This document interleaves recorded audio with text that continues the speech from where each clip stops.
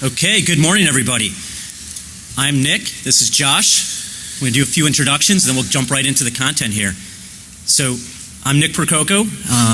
I have always been, and I currently am, a hacker. Yay. And let's try that again. No. And in my day life, day job, I actually run a small team called Sputter Labs at Trustwave. Any Sputter Labs members here? And some of the background, so I've done a lot of speaking. It's my 8th time speaking here at Defcon, and I spoke on stage at TED. I've also keynoted RSA this past year, and here's Josh. Good morning. So I'm Josh Corman. In my day job, I am Director of Security Intelligence for Akamai. My comments today are my own and may not reflect those of my employers. I've kind of been wrestling with being a philosopher in a hacker community, but I think I've come to own it. And I think my research has trended from things like espionage or malware to things that affect our personal lives and human rights and public safety. And that's really taken me down a path for today's topic. So a little about where we came from and where we're going.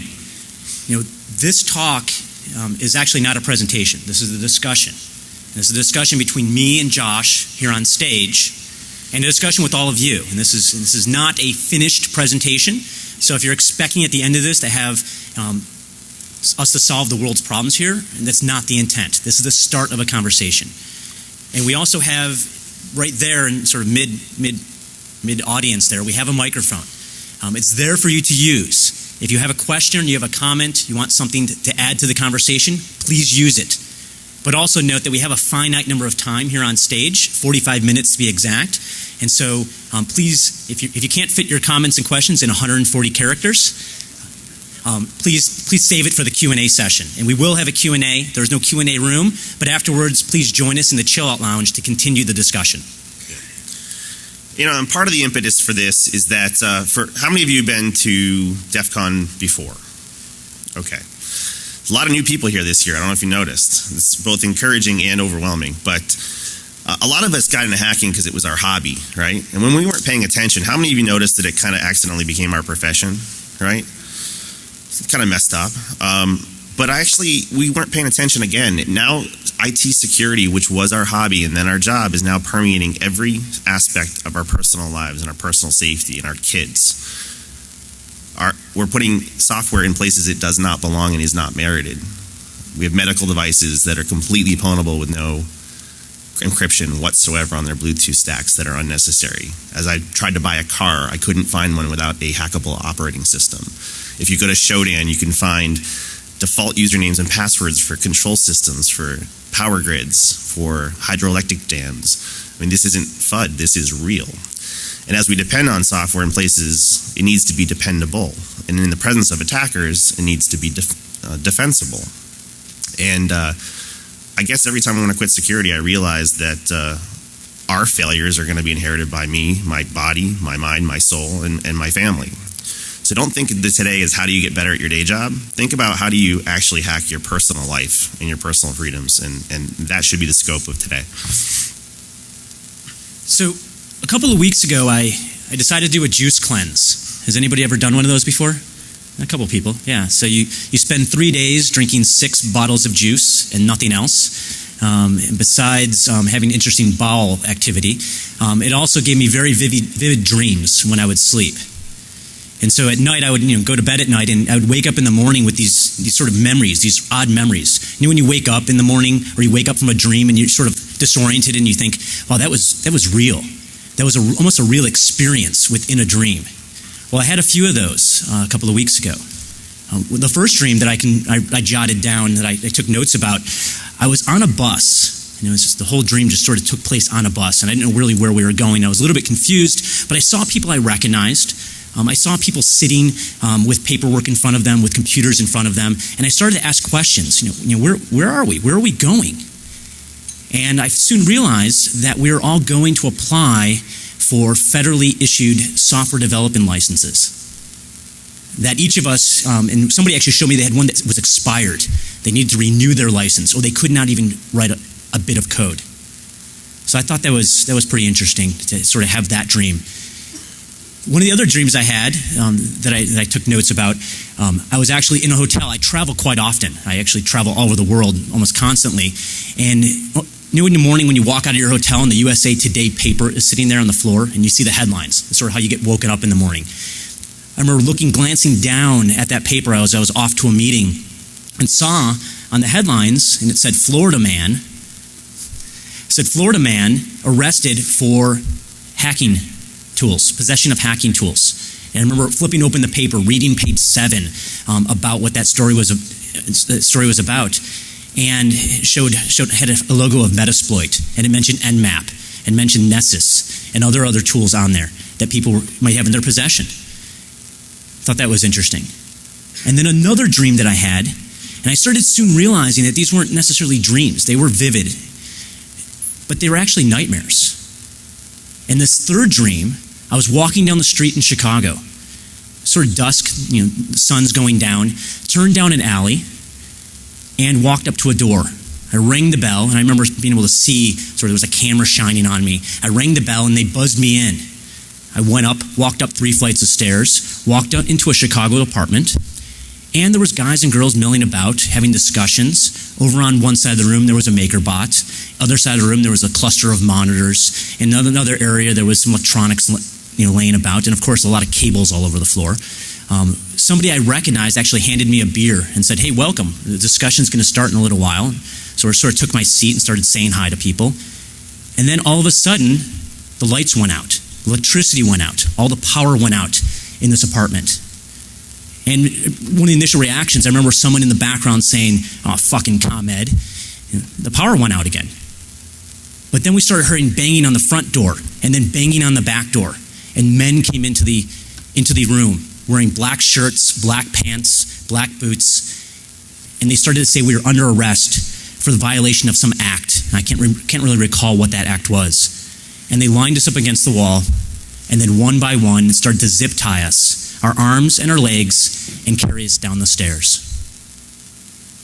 Now this was a nightmare that I had. Obviously it's not real, but it's very much grounded in reality, in the things that we experience today. If you extend what is going on today, 5-10 years from now, I can see a time when someplace like Defcon can't exist.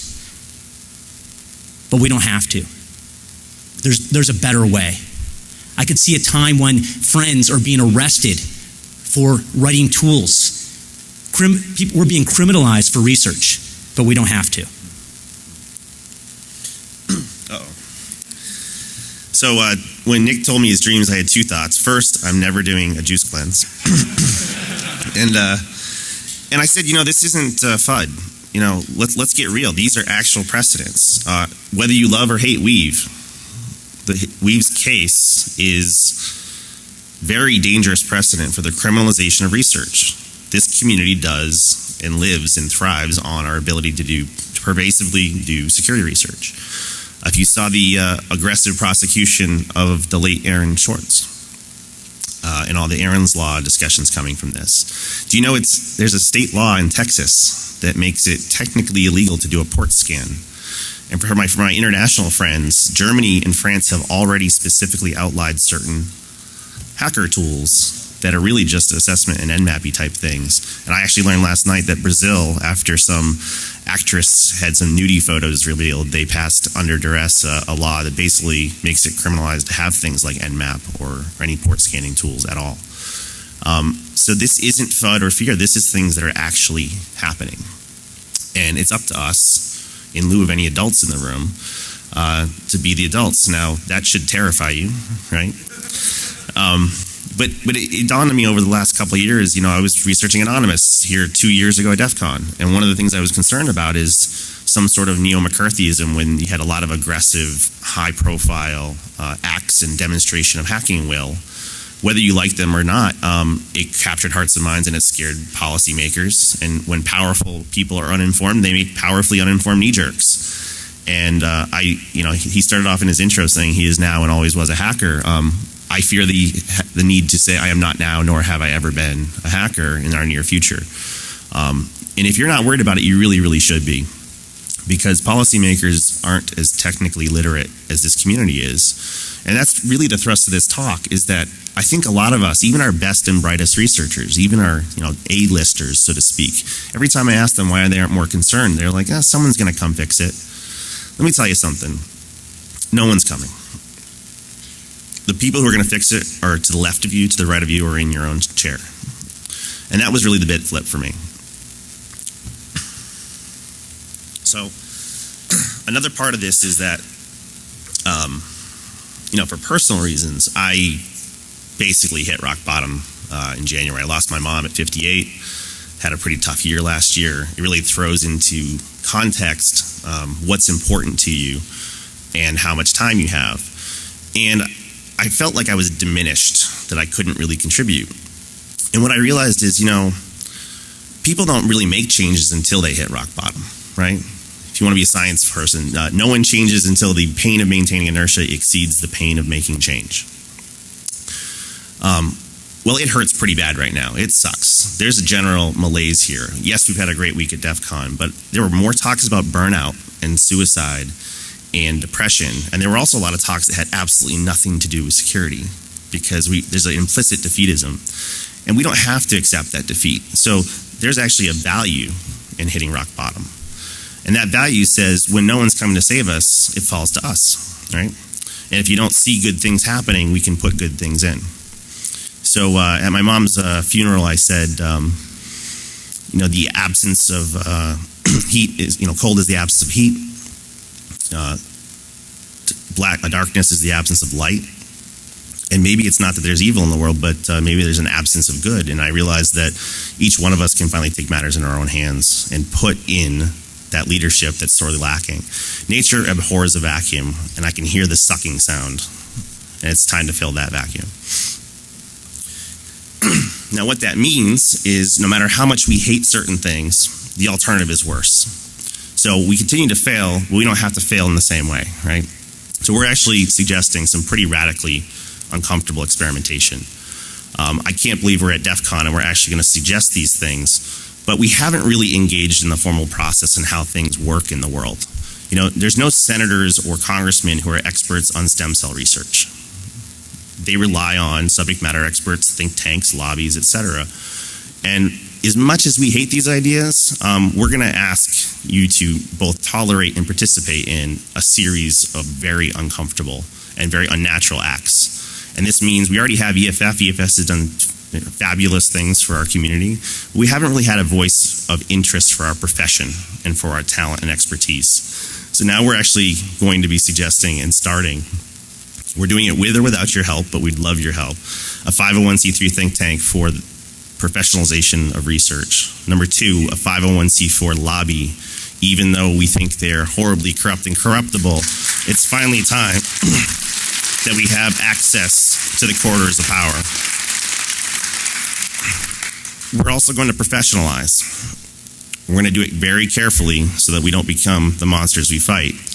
But just like the Bar Association for lawyers or the American Medical Association, giving a voice to the priorities of this community that is public and can give commentary on public policy and public events that's credible, literate, and a voice of reason. And then possibly most importantly, we need an integrated PR and media campaign to win hearts and minds. We have some of the best social engineers on earth, but we've done a really, really bad job setting the narrative. I love seeing Nick on, the mainstream news or on TED stage, but more often from the last few years, we've seen Lagat. So once again, we can take that microphone and bully pulpit, and we can have the right spokespeople with the right messages to actually represent our community interests. You have anything to add? Talk about the chain of influence. So, whether we like it or not, what we do, what we say, how we dress, what we do in our everyday lives influences people. The words that are coming out of my mouth right now on stage may be influencing you in a positive way, maybe influencing you in a negative way. You may take something that Josh and I have said and talk to somebody else, and that message will relay to them. But that chain continues.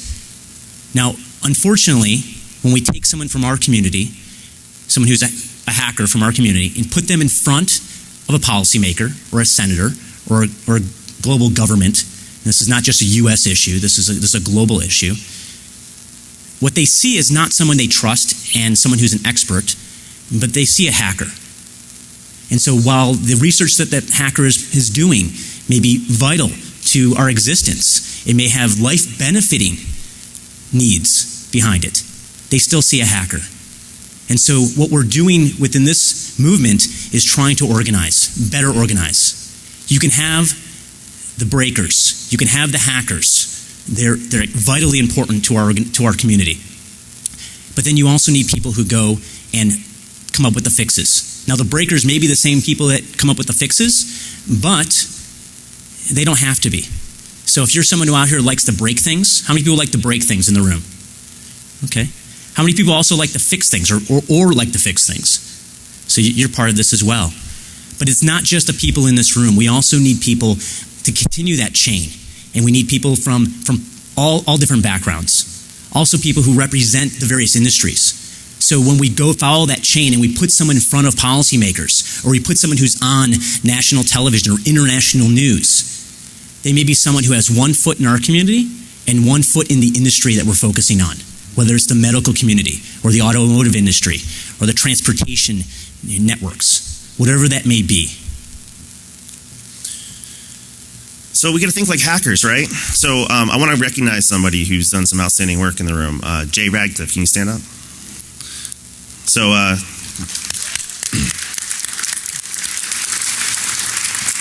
So much like the Hair Club for Men, Jay is not just a researcher, but he's also a client. So Jay hacked his insulin pump a couple years back, and has since done some hacking on several different medical devices. And one of the frustrating things for me as I watched this, I look at that and I said, that research matters. It really matters. It affects public good. And maybe he did it because he didn't want to die or get hacked at an airport. But a lot of the research we do is fun, but does it really matter? We're going to find the 700th piece of Android malware. You know, is that really going to differentiate you as a researcher as you try to make fame and glory for yourself or a name? When we throw these over the fence, does it work? So I really dug into this, and I saw that the work that Jay and others have done, and also the huge loss of Barnaby Jack. I mean, those two were really doing some outstanding work, and it's a huge loss. We were already planning to include Barnaby in this, and that's very, very, there's no words for that. But, you know, when we look at that, they really have a hard time, right? It's hard we thought about the kill chain. Everyone know the Lockheed Martin kill chain for how bad guys get stuff out of your network? We need a kill chain. And what I saw is it was really tough for him to get and procure more devices to test.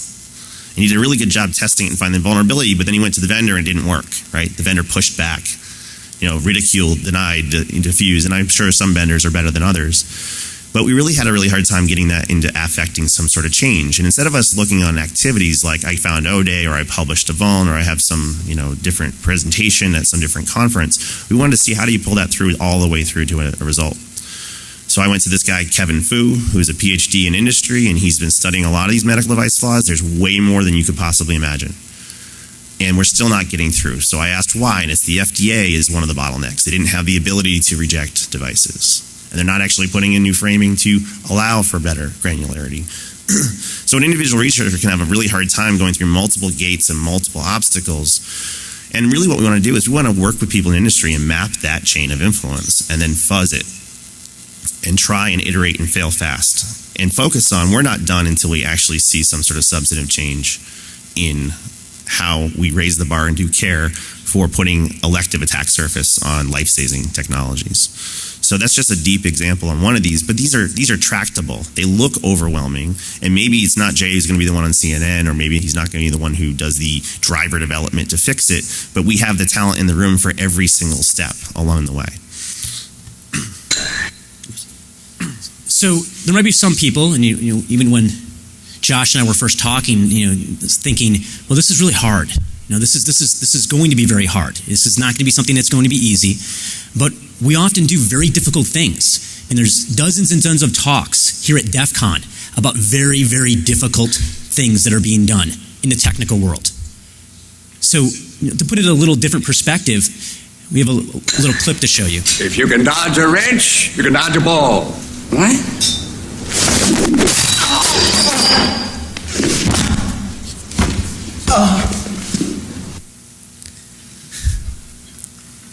So if we can hack something, X, fill in something, an iPhone, a SCADA system, if you can hack anything, we can hack this. But we have to be organized, we have to work together, we have to put the right people in the right roles to get this done.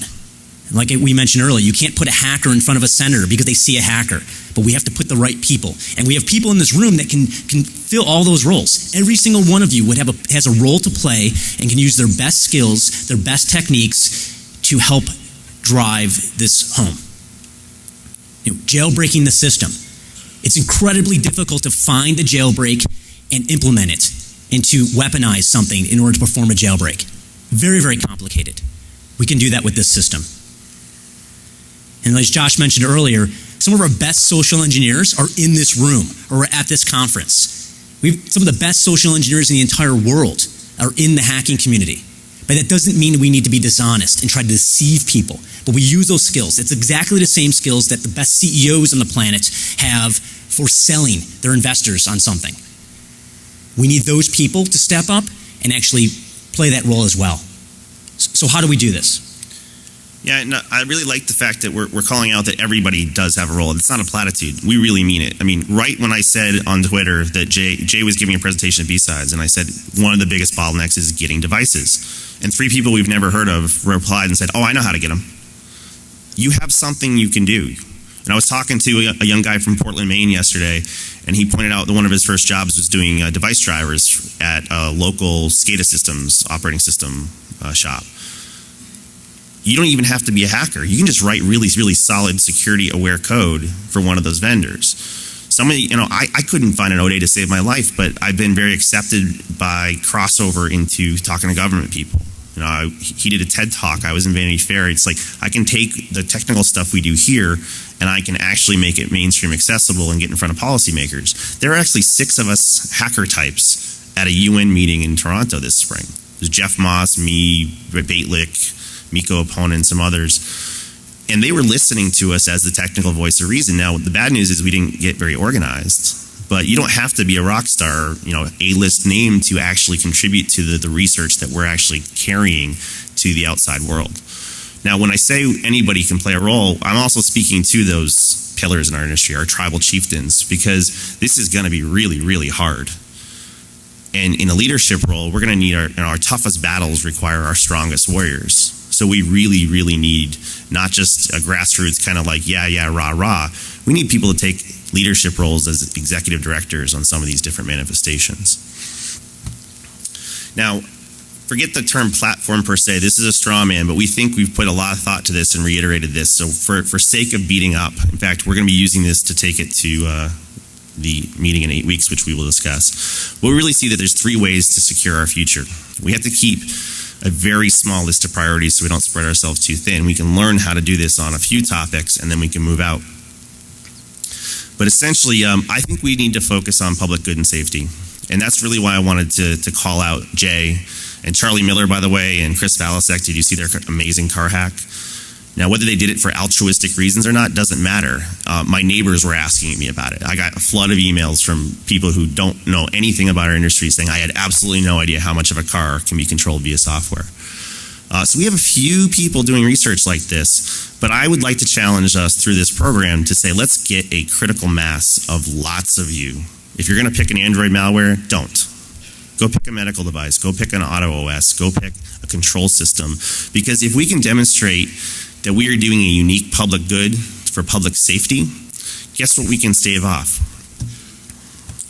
We can actually carve off and demonstrate and earn the permission in the hearts and minds that what we're doing is critically necessary and therefore requires that we can stave off the criminalization of research.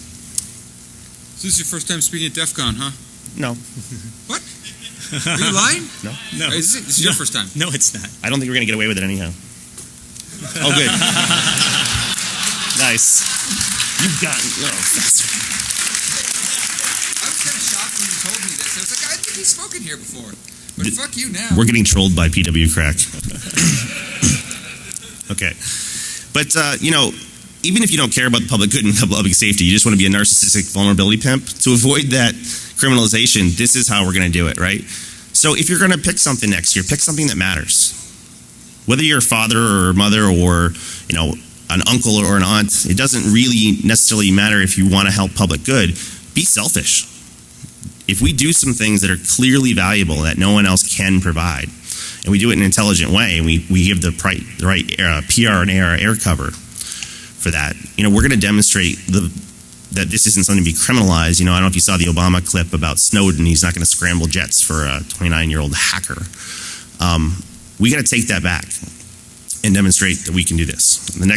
The last bullet, and this one that really my anonymous research and my research into the UN and ITU, is I'm very, very worried that technology and civil liberties and human rights are not compatible, right? We're seeing the battle and the entanglement between the two, and civil liberties and human rights are losing. They're losing big time. And part of it is because people are evil, and part of it is because people like power, but another huge part of it is they're just illiterate. I had very powerful people in government say we should empower the carriers to do deep packet inspection to stave off the erosion of intellectual property to China by enabling the deep packet inspection to do signature antivirus. And I spit out my drink. I'm like, you do realize the efficacy of signature antivirus for state-sponsored adversaries is 0. And essentially that's really bad math, right? So I can't stop them from questioning should we trade civil liberties and Fourth Amendment for safety, but I can tell them that it won't actually grant them safety. So we need to do that for ourselves because we live in the world too. If you really squint, what we're basically describing will resonate, a little piece of that will resonate with almost everybody in the room, but more importantly, almost everybody in the mainstream, because really what we're talking about is protecting our bodies, our minds, and our souls. So there's some next steps. So as we spoke about earlier, this isn't we don't have the answer for you, but we have some next steps that we want to discuss. So the first of the next steps is naming the movement. We don't have a name. We have some stickers up here that have some phrases on it, but we actually don't have it named the movement. So if you have ideas, please let us know. We're very interested. We're all ears. There's also forming an executive and advisory board. Now, this is not going to just be people from our community. We want to identify those people. We want to identify those people that have one foot in our industry and another foot in another, because that's where we'll get the most traction. Also, holding a constitutional Congress, a meeting of anybody who wants to participate. Let's get these things on paper. Let's brainstorm how we're going to organize. Yeah, and this isn't hand waving. The guys at Derby have given us a space. 8 weeks from now, we will be holding the first Hacker Constitutional Congress for interested parties at DerbyCon. And for those that can't make it, we're going to look into some way to remote people in. But our tribal chieftains and coalition of the willing and the folks that actually want to make sure that we do this intelligently and we have the right platform and the right issues to promote, we're going to do this right. The other piece is to share the results. This is not, we're not forming a secret society here. We want to share these results with people.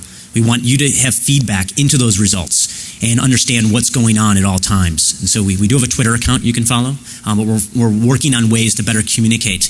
And a lot of that will be figured out at the Hacker Constitutional Congress and what the protocols will be using. And then, of course, executing projects, building the think tanks to be able to take the medical research and put it in front of the right people that can change the way they think about what we're doing.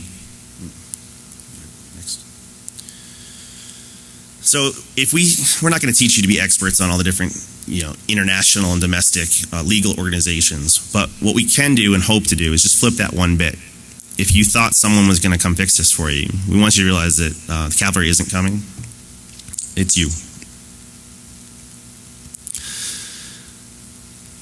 Now, it's going to be difficult. It's going to take time.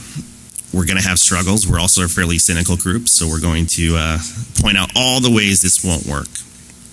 But it's time to start failing fast and iterating. And I'm willing to take the lumps and bruises, and I'm looking at this as a marathon and not a sprint. And if not now, then when? Right? And if it's not you, then who? So yes, we have stickers. Yes, we have Twitter handles. But what we really need is you. So I have a question for you. And I know some of you are itching to get to the mic, but how are you going to help make this real, and who's in? Stand up. Stand up if you're in.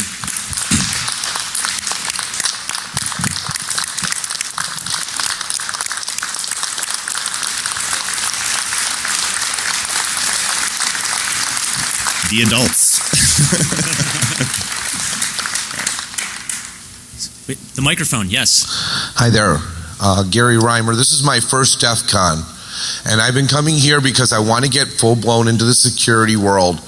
And while I'm not a uber geek like a lot of the people here, I can communicate with anybody from a CEO to a janitor, and if I can understand it, I can help them understand it. And you had me sold 5 minutes ago, which is why I wanted to be first on the mic. I'm going to give you my cards. I want to get your cards. I want to be part of this. I don't know how I can contribute, but darn, I want to.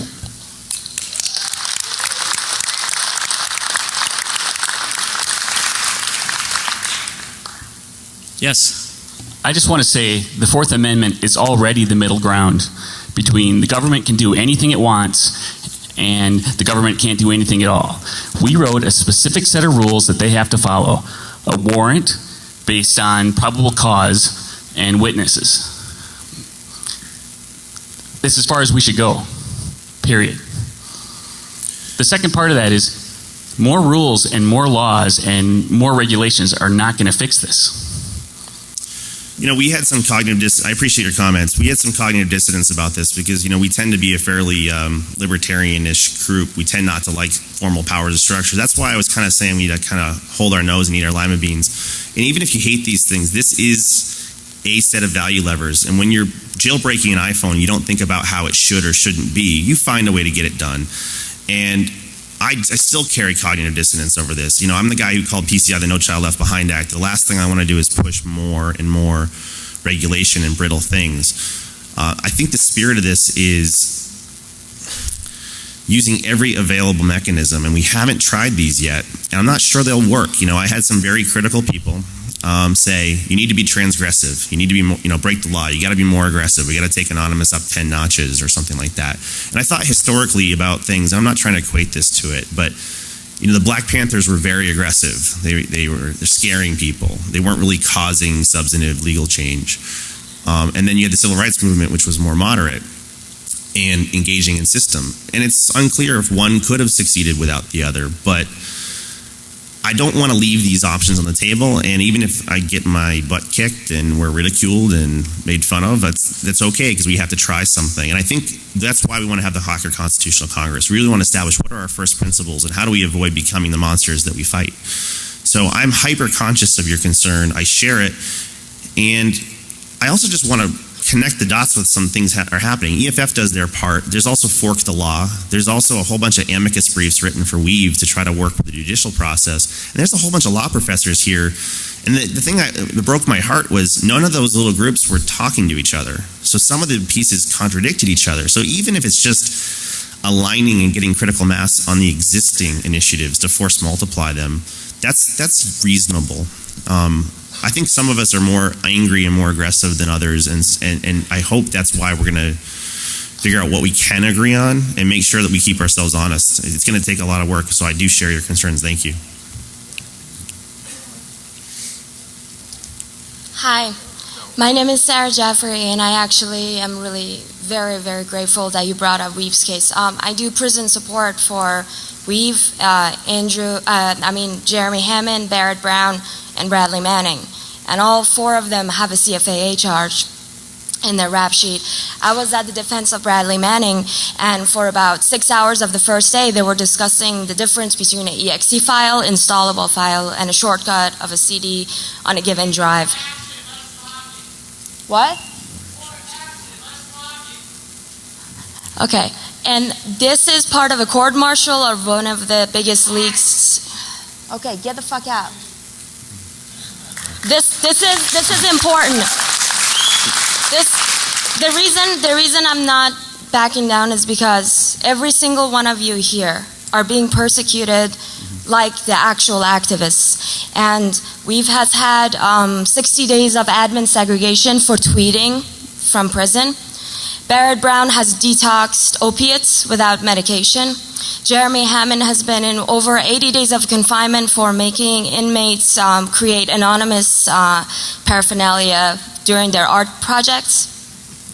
Bradley Manning has been tortured for 6 months naked, 23 hours a day, and they called him a hacker just like the way they did with Snowden. and they're using the word wget as a hacker tool. Oh, wow. These are all in the actual court proceedings. You can read them from Freedom Press Foundation. They're coming for all of you, so you guys need to put the egos aside. That's all I wanted to say. Thank you. Thank you for your comments.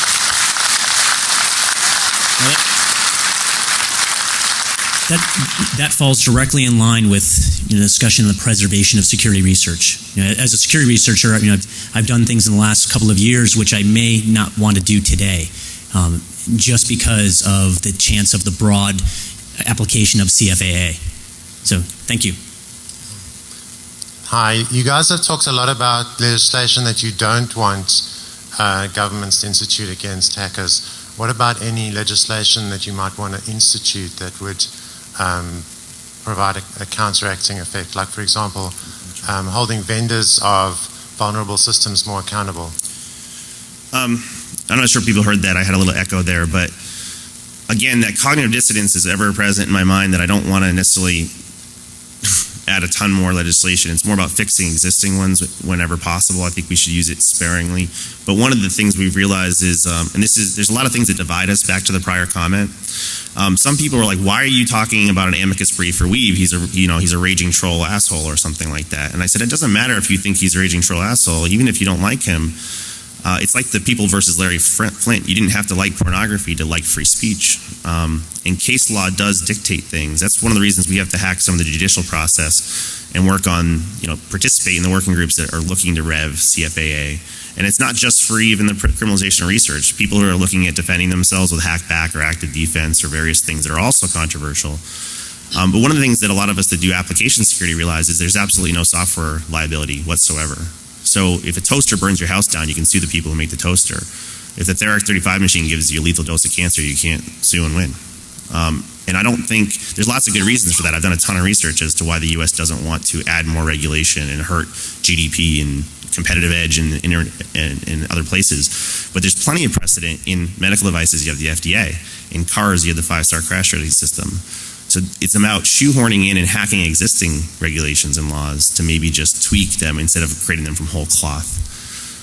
Doug? 2 quick questions, pick what you want. Most of the populations you're talking about trying to channel here tend to prefer true democracy, one person, one vote, one voice, one vote. What we work in, for the most part, to do legislation is representative democracy, which is a very different system. How do you plan to resolve that without alienating people? And then the other one is, got a lot of people standing up here. It's awesome. I love to see that too. How are you going to keep those same people as enthusiastic at 6 months, 12 months, 18 months, 24 months? Yeah. Great points, great questions. I think the reason we want to have that Constitutional Congress is we want to decide how we're going to make decisions. You decide how to decide, and there'll be trade-offs to all those. And anything volunteer-esque is going to have its ups and downs. I think the reason that this will have some staying power, especially if we get some early movement and wins, is regardless of your motivational structure. If you're altruistic, if you want to do good, there's plenty of built-in motivation to do it. But even if you're a narcissistic vulnerability pimp, once we have this hearts and minds thing in place, I was talking to someone who's like, I don't care, I just want to get famous. And I said, okay, well, how much access and relationship do you have with CNN or Vanity Fair or whatnot? We could be a force multiplication and platform as a service for broadcasting good work. So there's some built-in incentives, regardless of your motivational structure, to get some benefit out of this. And I think because we're so frustrated and because there is no other line of defense, and it falls to us, I'm hoping that gets a little bit of movement. Plus, we just need to get an early win, and I think we have a couple in mind. We've done a lot of pre-homework. Did I answer the second question? Yeah. So I just want to say, while it is easier to subvert existing processes, we can use the same lobbyist organization or professional board or whatever to advocate repeal of existing law that we disagree with. We don't necessarily have to just roll with whatever's there. A voice is a voice, and we can use that to repeal law whole cloth. So for people who have reservations about that. That's true. Absolutely. Thank you. Again, the choice between 2 questions. One is, we know we can save people. We can swoop in and rescue the public, but how do we make this more public? How do we shout out that we've done this? And the second is, if you're familiar with the 501 medical device registration and where that fits in the Class 2 FDA, could you speak to how we can get software elevated to even a Class 3 device? Okay, so I'm not the expert on the medical device pump, but that's why we've sought out people like Kevin. In fact, Kevin does a great job within his scope and remit, but when I talked to him about the Bluetooth, just a tiny anecdote before we run out of time, he said, I said, why do you even need Bluetooth on an insulin pump? And he said, it's not like it's a pacemaker where it's under the skin. And he said, well, it's the bacon principle. I said, what the hell are you talking about? And he said, everything's better with bacon, everything's better with Bluetooth. So one manufacturer did it, and then they all had to do it because it was cool. And what you have is something that's not medically relevant, that's highly attackable in a life-saving situation. So we need those subject matter experts to answer the spirit of your question, and that's what we mean by mapping these. I think the roles and responsibilities we're hoping each of you can do is once we've mapped that kill chain for a particular industry, then we can start iterating. And the pushback I gave him was, he said, well, Josh, the FDA had a choice between failing to approve a medically life-saving technology or being afraid of a theoretical hack. And I said, okay, fine, they had to rubber stamp it. But they could have also said, by 2015, anyone putting elective, remotely accessible technologies onto a medical device will incur additional scrutiny for adversarial testing and validation. There's ways to look at this as a marathon, and even if they couldn't do it with current things, you keep iterating. And I'm not trying to trivialize it. It's actually far more complicated than that. But keeping at it and asking the questions and being the tenacious hacker that fuzzes that kill chain and fuzzes the chain of influence, we're going to have a win. So first of all, I think that a lot of people, like my mother, couldn't put together that hacking is related to safety, and it was a matter of teaching her, well, you have to find these vulnerabilities. When you find them, then they can be fixed, and until that point, somebody could exploit them without you being aware. So putting the spin on it being about the safety of our families is super important. And second of all, how will you prevent an organization of hackers from being open to abuse? Because I feel like every time I see hackers organize, they do things like hoard exploits that it just doesn't work out so well. That's a concern that's come up often is, one of the things we actually said in our anonymous research was it was very prone to infiltration and hijacking, and there were several governments and political groups infiltrating and trying to hijack. But one of the things about hackers that's interesting, I think Quinn Norton said this, she goes, they're prone to influence, but you can't control them, right? So we're really hard to control. It's almost the virtue of us being so chaotic.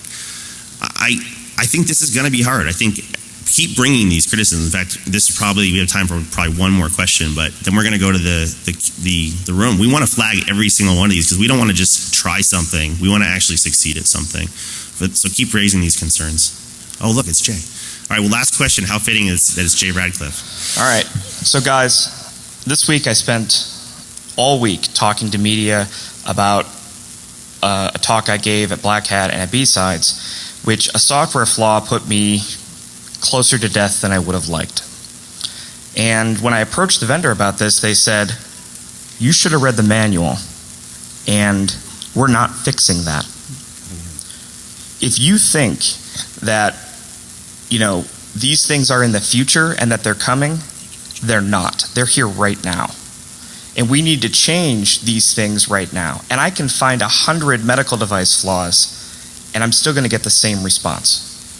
It's going to take a mass movement. It's going to take all of us getting on the same page to make this problem change. I can do all these things, but I'm not going to move the rock an inch forward without more help. Exactly like Josh is talking about, in the media, in lobbying groups, in places that we haven't been before, and there's no reason that we can't get together and move that system. Thank you.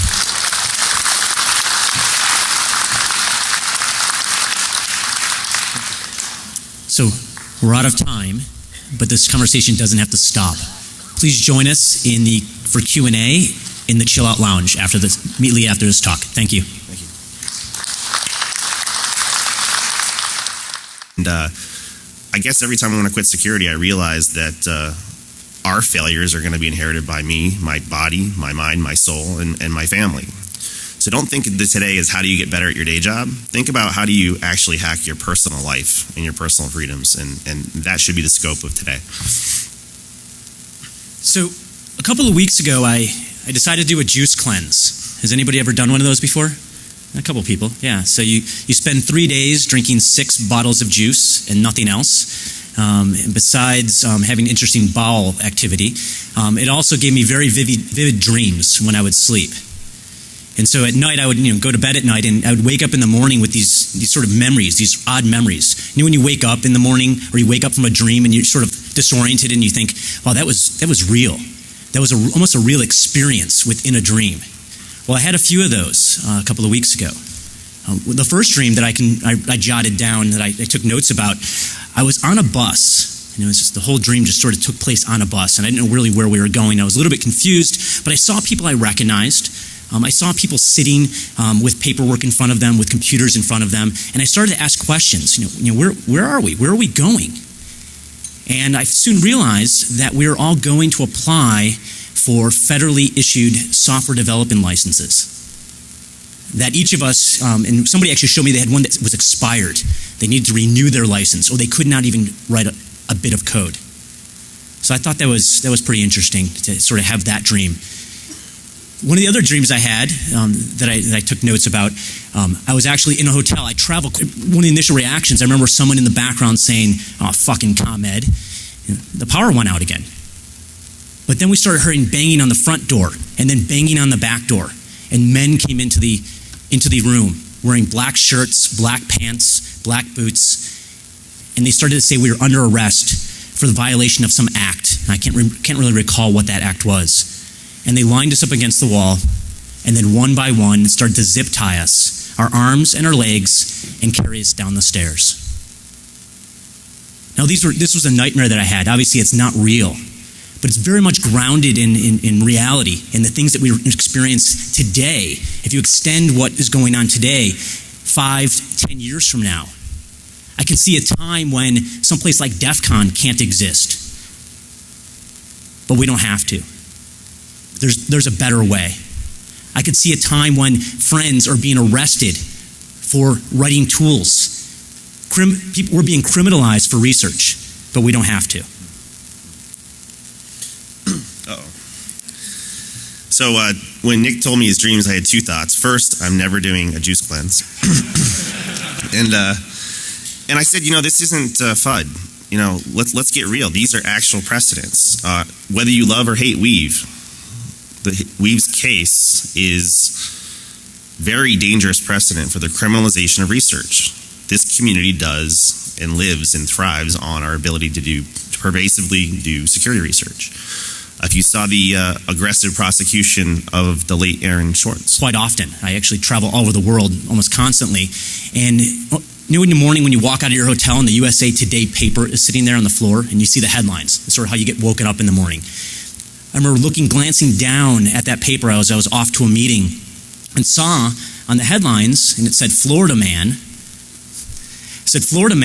arrested for hacking tools, possession of hacking tools. And I remember flipping open the paper, reading page 7 about what that story was about, and had a logo of Metasploit, and it mentioned Nmap, and mentioned Nessus, and other tools on there that people might have in their possession. Thought that was interesting. And then another dream that I had, and I started soon realizing that these weren't necessarily dreams. They were vivid, but they were actually nightmares. In this third dream, I was walking down the street in Chicago, sort of dusk, the sun's going down, turned down an alley, and walked up to a door. I rang the bell, and I remember being able to see, there was a camera shining on me. I rang the bell, and they buzzed me in.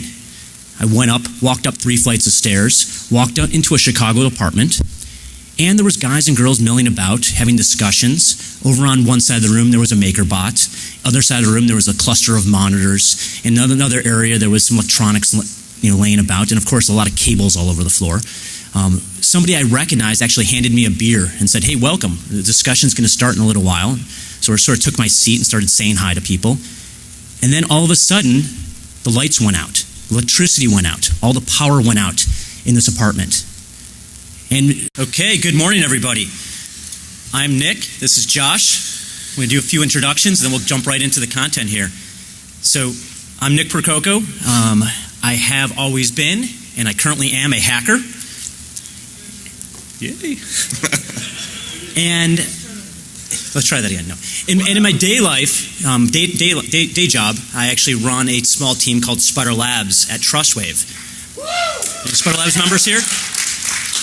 And some of the background, so I've done a lot of speaking. It's my 8th time speaking here at Defcon, and I spoke on stage at TED.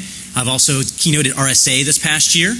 And here's Josh. Good morning. So I'm Josh Corman. In my day job, I am Director of Security Intelligence for Akamai. My comments today are my own and may not reflect those of my employers. I've kind of been wrestling with being a philosopher in a hacker community, but I think I've come to own it. And I think my research has trended from things like espionage or malware to things that affect our personal lives and human rights and public safety. And that's really taken me down a path for today's topic. So a little about where we came from and where we're going. This talk is actually not a presentation. This is a discussion. This is a discussion between me and Josh here on stage, and a discussion with all of you. And this is not a finished presentation. So if you're expecting at the end of this to have us to solve the world's problems here, and that's not the intent. This is the start of a conversation. And we also have right there in sort of mid audience there, we have a microphone. It's there for you to use. If you have a question, you have a comment, you want something to add to the conversation, please use it. But also note that we have a finite number of time here on stage, 45 minutes to be exact. And so please, if you can't fit your comments and questions in 140 characters, please save it for the Q&A session. And we will have a Q&A. There's no Q&A room, but afterwards, please join us in the Chill Out Lounge to continue the discussion. And part of the impetus for this is that, for how many of you have been to Defcon before? Okay. There's a lot of new people here this year. I don't know if you noticed. It's both encouraging and overwhelming. But a lot of us got into hacking because it was our hobby, right? And when we weren't paying attention, how many of you noticed that it kind of accidentally became our profession, right? It's kind of messed up. But actually, we weren't paying attention again. Now, IT security, which was our hobby and then our job, is now permeating every aspect of our personal lives and our personal safety and our kids. We're putting software in places it does not belong and is not merited. We have medical devices that are completely pwnable with no encryption whatsoever on their Bluetooth stacks that are unnecessary. As I tried to buy a car, I couldn't find one without a hackable operating system. If you go to Shodan, you can find default usernames and passwords for control systems, for power grids, for hydroelectric dams. I mean, this isn't FUD, this is real. And as we depend on software in places, it needs to be dependable.